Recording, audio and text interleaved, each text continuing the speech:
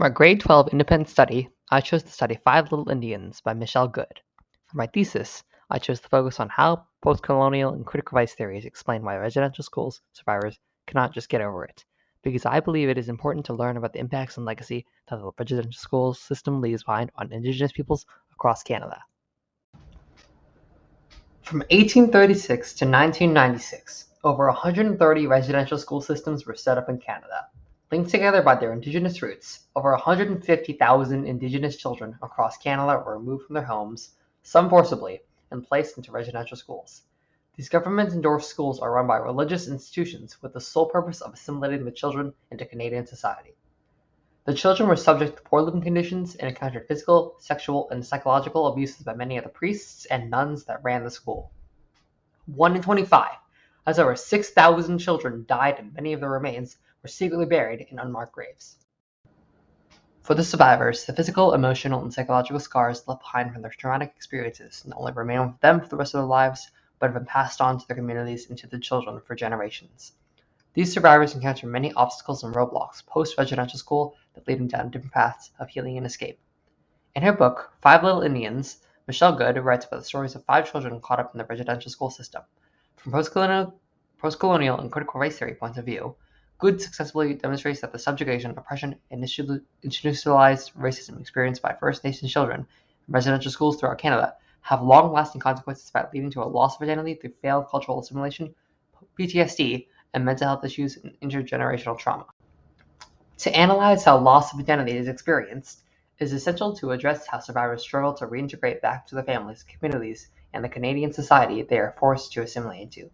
After being released back to her family community, one of the survivors, Macy, is not only unable to recognize her parents, she struggles to feel at home, describing her experience as strange and unsettling, and is repulsed by the love and affection toward her.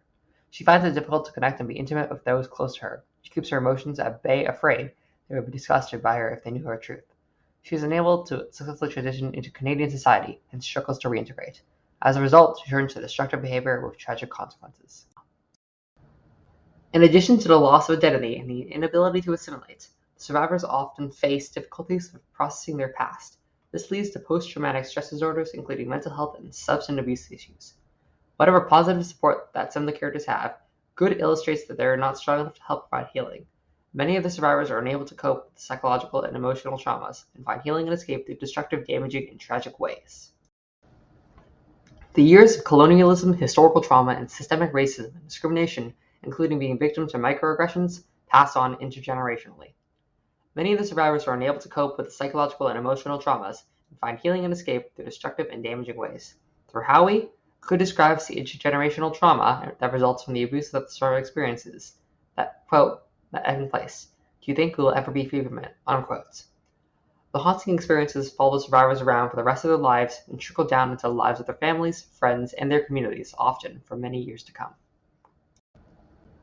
However, there is not only loss, there are many who are able to find healing and reconciliation after their experiences. Through Maria and other Indigenous community friends, Clara was able to reconnect with her Indigenous roots. It was not an easy journey for her, as it brought up the painful memories from the mission. Still, the supports of her life stirred new life in her. Something that has been gone a long time filled her again, like her heart had suddenly started beating again after a long silence.